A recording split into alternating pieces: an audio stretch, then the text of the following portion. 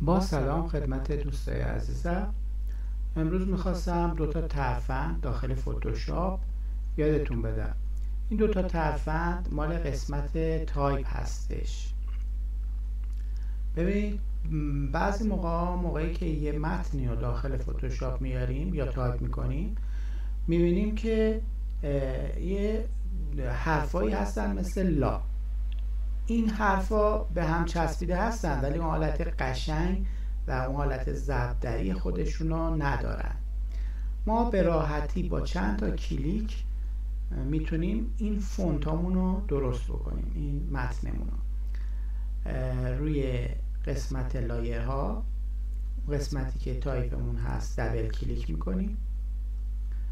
از این قسمت بالای فتوشاپ پنجره کاراکتر باز میکنیم.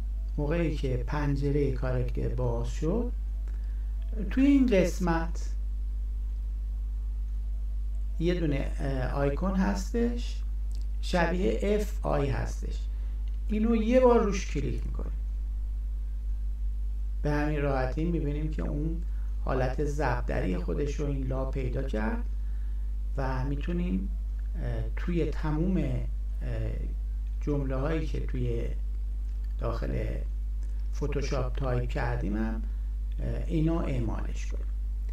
نکته دومی که میخواستم بگم توی تایپ نستعلیق، مثلا ایران نستعلیق یا فونت شکسته، مثلا اینجا من یه دونه ایران نستعلیق رو انتخاب میکنم، فونتشو میبینیم که اینجا به هم ریختگی داره و همینطور تو جمله کلا جمله‌های نستعلیق به هم ریختگی دارن. این هم خیلی راحت قابل حل هستش. توی همون قسمت پنجره کاراکتر روی این آیکون که شبیه کیو هست یه بار کلیک میکنیم.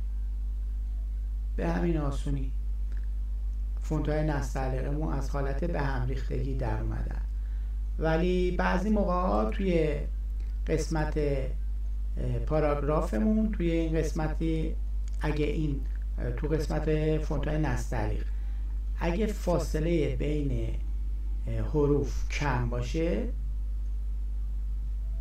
خیلی کم باشه یا خیلی زیاد باشه، اون هم ممکنه به هم ریختگی پیدا کنه. اینا معمولا روی 0 قرار میدیم تا این به هم ریختگی هم اینجا ایجاد نشه. خجسته و پیروز باشید.